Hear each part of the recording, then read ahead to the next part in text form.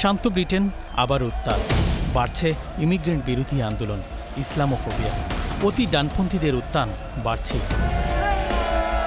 সম্প্রতি লন্ডনের টমি রবিনসনের উদ্যোগে আয়োজিত অভিবাসন বিরোধী বিক্ষোভে 1 লাখেরও বেশি মানুষ অংশ নেয়। এটি যুক্তরাজ্যের সাম্প্রতিক ইতিহাসে ডানপন্থীদের অন্যতম বৃহৎ সমাবেশ। কে এই টমি রবিনসন? ইংলিশ ডিফেন্স লিগ ইডিএলের প্রতিষ্ঠাতা টমি রবিনসন মূলত ইসলাম বিরোধী বক্তব্য এবং সহিংস বিক্ষোভের জন্য পরিচিতি পেয়েছিলেন 2010-এর দিকে। সামাজিক যোগাযোগ মাধ্যমে ঘৃণামূলক বক্তব্যের কারণে টমি রবিনসনকে 2018 সালে টুইটার এবং 2019 সালে ফেসবুক ও ইনস্টাগ্রাম থেকে নিষিদ্ধ করা হয়। 2024 সালের আগস্টে সাউথপোর্টের ঘটনায় আবারও তিনি আলোচনায় আসেন। নানা অপরাধে 2005, 12, 14 ও 2018 সাল সহ মোট 4 বার কারাদণ্ড ভোগ করেছেন। হঠাৎ করে কেন উত্থান অতি ডানপন্থীদের? প্রশ্ন ছিল বিশিষ্টজনের কাছে।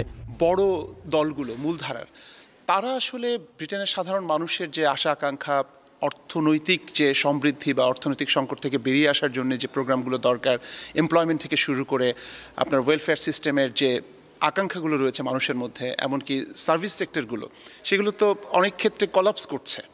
তো এই বাস্তবতায় মানুষের মধ্যে যে হতাশা রয়েছে, মেইন স্ট্রিম পলিটিক্যাল পার্টিগুলোর ব্যাপারে নেগেটিভিটি তৈরি হয়েছে, সেই সুযোগটাই তারা গ্রহণ করছেন।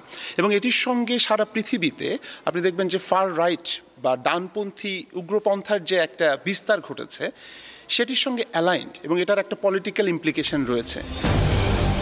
লন্ডনের হিথ্রো এলাকায় ব্রিটিশ বাংলাদেশি তরুণ ইখতিয়ার মৃধা তার মায়ের হিজাব নিয়ে এক শ্বেতাঙ্গের বর্ণবাদী মন্তব্যের প্রতিবাদ করলে হামলার শিকার হন। গত 10 সেপ্টেম্বর সন্ধ্যায় আশফোর্ডের চার্চ রোডে এ ঘটনা ঘটে। সেদিন হিথ্রো বিমানবন্দর থেকে মা ও ছোট ভাইকে নিয়ে গাড়ি চালিয়ে পূর্ব লন্ডনের বাসায় ফিরছিলেন তিনি। একটা রেসিস্ট সাদা লোক গাড়ির সামনে দিয়ে হেরে যাচ্ছিল, আমার গাড়ির সামনে দিয়ে, আর আমার আম্মুকে ভেঙায় তারপর যে বলেছিল এটা খুব রেসিস্ট জিনিস। এটা শোনার পর আমার আম্মু ইগনোর করে, কিন্তু আমি এটা ইগনোর করি নাই। আমি দূর থেকে শুনেছি, তখন যে আমি লোকটাকে কনফার্ম করে আমি বললাম যে what you said was really wrong and you really need to apologize. সে আমাকে ইগনোর করে তার নিজের গাড়িতে গেল, গাড়ি থেকে একটা বেসবল ব্যাট বের করে আমাকে থ্রেড দেয় নাই, স্ট্রে লাইক মারা শুরু করেছে। 10-12টা আমার মাথায় হিট পড়েছে। আমার শিলাই এখানে এখানে তো 2টা ওপেন উন্ডস, উপরে ওটা আছে, এই যে এখানে 2টা স্টিচ করা, পিছেও একটা আছে, আর কপালে 3টা হইছে। এ ঘটনায় জড়িত শ্বেতাঙ্গ বাবা ও ছেলেকে গ্রেপ্তার করেছে পুলিশ। ইসলাম বিদ্বেষের শিকার নাহিদা আক্তার জানান, এ ঘটনায় তিনি ও তার পরিবার আতঙ্কিত। যে অনেক আতঙ্কে আছি, যেহেতু আমার ছেলেরা এখন বাইরে যাওয়া লাগবে, ওরা পার্ট টাইম জব করে। তারপর আমি এখনো আজকে 3 দিন হয়ে গেছে, আমি এখনো স্বাভাবিক হইতে পারছি না, কারণ আমার মধ্যে সবসময় ভয় কাজ করে। আর আমার ছোট ছেলেটা এখনো মানে ও এখনো খাওয়া দাওয়া করতে পারতেছে না, ও এখনো স্বাভাবিক হইতে পারতেছে না ছোট ছেলেটা। কারণ ও তো ঘটনাস্থলে দেখেছে যে ওর ভাই এত রক্তাক্ত হয়ে গেছে, তারপরে আমার গায়ের উপর দিয়ে গাড়িটা উঠে নিতে যাচ্ছিল, ও এগুলি দেখে এখন ও তো মানে মেন্টাল সিক হয়ে যাচ্ছে ছোট ছেলে। ডানপন্থীদের উত্থানে অনিরাপদ হয়ে উঠছে অভিবাসী মুসলিম কমিউনিটির জীবন। ইসলামোফোবিয়া পর্যবেক্ষণকারী সংস্থা টেলমামার তথ্য অনুযায়ী অতি ডানপন্থীদের উত্থানের ফলে গেল 2 বছরের তুলনায় মুসলিম বিদ্বেষ বেড়েছে 72%। ব্রিটেনের মোট জনসংখ্যার শতকরা 7% মুসলমানদের বসবাস। ইসলামোফোবিয়া বা বর্ণবাদী আচরণ বৃদ্ধিতে চরম নিরাপত্তাহীনতায় কমিউনিটি। মিডিয়ার একপেশে ভূমিকা আর রাজনৈতিক ক্ষোভই এর পেছনের কারণ। পাশ্চাত্য সভ্যতার লিবারালিজম যেটা আছে, ক্যাপিটালিজম যেটা আছে, তার ফিলসফি যেটার মাধ্যমে তারা সভ্যতা গড়ে উঠছে, এটার পতন যে হয়ে গেছে, এটা হলো তার প্রমাণ। ধনী খালি ধনীয়র, পাওয়ারফুল খালি পাওয়ারফুল হইরা, এবং তারা হইতে যে আমরা এনিমি দরকার। এনিমি হইল মুসলমান হল, কেন তারা তো ভিজিবল মাইনরিটি, দেখতে মুসলমান, দেখতে ব্রাউন, মসজিদ খুলের বেশি, সব মসজিদগুলো বড়া। তারা আমরা ডাক্তার, আমরা নার্স, আমরা ইঞ্জিনিয়ার, উবার ড্রাইভার, রেস্টুরেন্ট, তারা সবটা তারা, আমরা তো কোন রয়েছে না। তার কারণে তারা আমরা প্রতি রাগও এবং বিগড়ে গেছে। কিন্তু তার আসল টার্গেট আমরা নাই, আসল টার্গেট হইল এস্টাবলিশমেন্ট। কিন্তু এস্টাবলিশমেন্টের বিরুদ্ধে মারতেও পারেন না, খিতা হয়তো তাও জানেন না। আনফর্চুনেটলি আমরা হয়ে গেছি এটার টার্গেট। জাতিগত বিদ্বেষ, বর্ণবাদ ও ধর্মীয় সহিষ্ণুতা আর ডানপন্থী শক্তিগুলোর নিয়মিত রসদ যোগানে ব্রিটেন জুড়ে আশঙ্কাজনক হারে বাড়ছে ইসলামোফোবিয়া।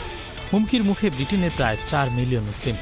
ব্রিটেনের ধর্মীয় বিবেচনায় দ্বিতীয় অবস্থানে থাকা মুসলমানরা চাকরির ক্ষেত্রে কাজের জায়গা, রাস্তাঘাট, শপিং মল কিংবা শিক্ষা প্রতিষ্ঠানে যে কোনো বয়সে যে কেউ এর শিকার হতে পারেন বলছেন সংশ্লিষ্টরা।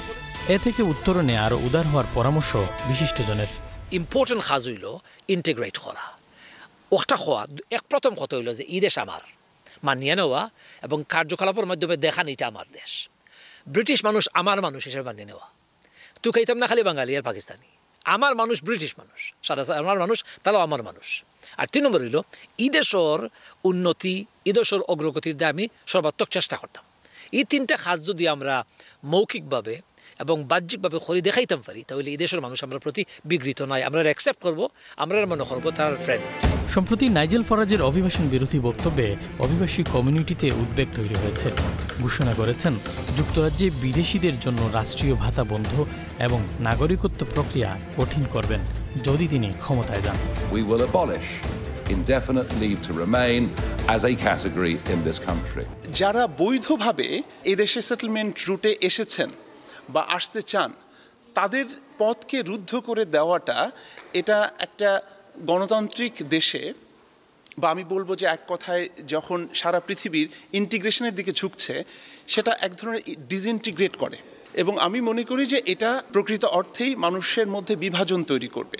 কেননা ইমিগ্রেন্ট কমিউনিটি কিন্তু এদেশের সংস্কৃতির সঙ্গে, এদেশের জীবনযাপনের সঙ্গে মিশে গেছে, এদেশে তারা কন্ট্রিবিউট করছে নানাভাবে।